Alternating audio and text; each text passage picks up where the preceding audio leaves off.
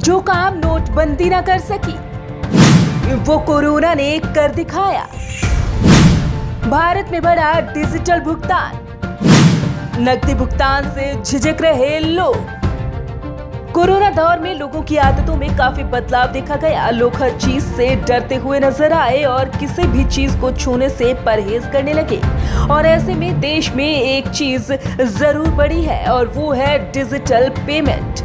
हालांकि जब साल 2016 में नोटबंदी की गई थी तब भी डिजिटल भुगतान को बढ़ावा देने की बात की गई थी, लेकिन शायद जो नोटबंदी न कर पाई वो काम अब कोरोना ने जरूर कर दिया। घटा नगद भुगतान। महामारी के दौरान लोगों में ऐसा डर बना कि नगद भुगतान में काफी ज्यादा कमी देखी गई। जब से लॉकडाउन लगा है तब से बिजली पानी के ऑनलाइन भुगतान में 163% की बढ़त दर्ज की गई।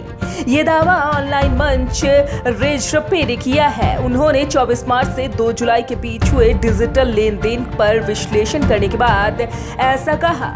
उनका कहना है कि इस दौरान ऑनलाइन पढ़ाई की मांग भी बढ़ी। ऑनलाइन शिक्षा के लिए डिजिटल भुगतान में 23% तक की बढ़ोतरी दर्ज की गई।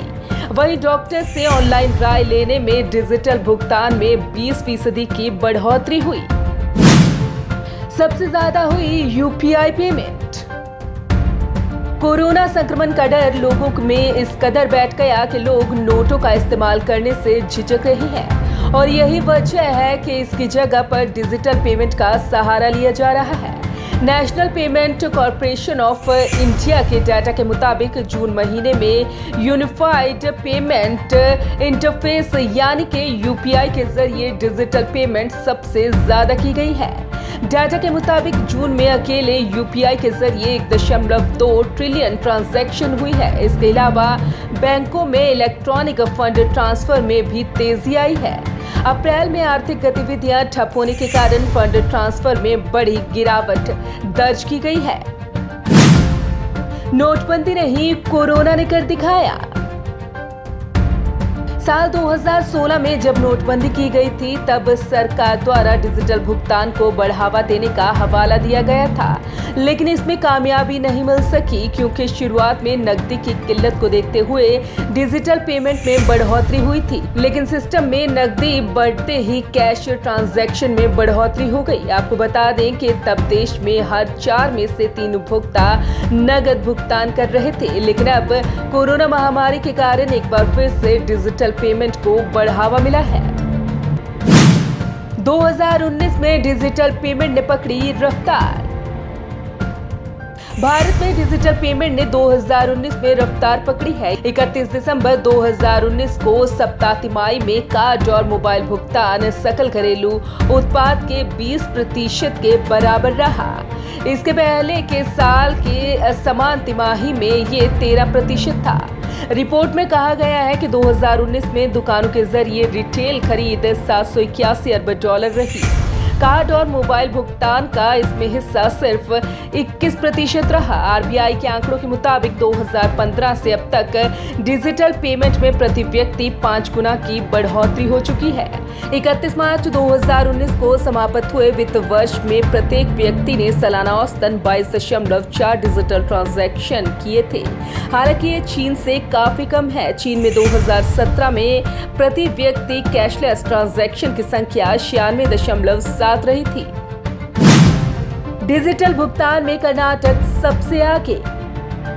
रिपोर्ट के मुताबिक डिजिटल भुगतान के मामले में राज्यों के हिसाब से कर्नाटक का योगदान 23% के साथ सबसे ज्यादा रहा। इसके बाद महाराष्ट्र का 17% और तेलंगाना का 11% योगदान रहा। इस दौरान गुजरात, मध्य प्रदेश और तमिलनाडु में डिजिटल लेन देन में 35-32 और 2% की गिरावट रही। कोरोना संकट के दौरान लोग सब्जी, फल, दूध और दूसरी रोजमर्रा की जरूरतों के सामान का डिजिटल पेमेंट कर रहे हैं। नकदी के लेन देन से कोविड-19 के जोखिम को देखते हुए लोग डिजिटल पेमेंट को तरजीह दे रहे हैं। इससे उनका डिजिटल पेमेंट पहले के मुकाबले 2 गुने से ज्यादा हो गया। भारतीय रिजर्व बैंक ने पिछले साल कहा था कि उसने 2021 तक डिजिटल पेमेंट को जीडीपी के 15% तक पहुंचाने का लक्ष्य रखा है। सरकार ने हर दिन 1 अरब डिजिटल ट्रांजैक्शन का लक्ष्य रखा है। डिजिटल पेमेंट में रुकावटें। डिजिटल पेमेंट को बढ़ावा देने की राह में अभी भी कई रोड़े हैं। अभी भी देश की जीडीपी के 11.2% के बराबर करेंसी नोट बाजार में चलन में है, जो दुनिया की दूसरी अर्थव्यवस्थाओं के मुकाबले बहुत ज्यादा है। इसका एक बड़ा कारण है कि देश की सिर्फ एक तिमाही आबादी के पास ही इंटरनेट सुविधा उपलब्ध है। वहीं जिनके पास इंटरनेट सुविधा है उनमें भी काफी लोगों के सामने कनेक्टिविटी की समस्या अक्सर बनी रहती है। वहीं करीब 20% भारतीयों के बैंक में खाते ही नहीं होते। इससे उनके लिए कार्ड ट्रांजैक्शन कर पाना संभव नहीं है। Bureau report, Punjab Kesari group.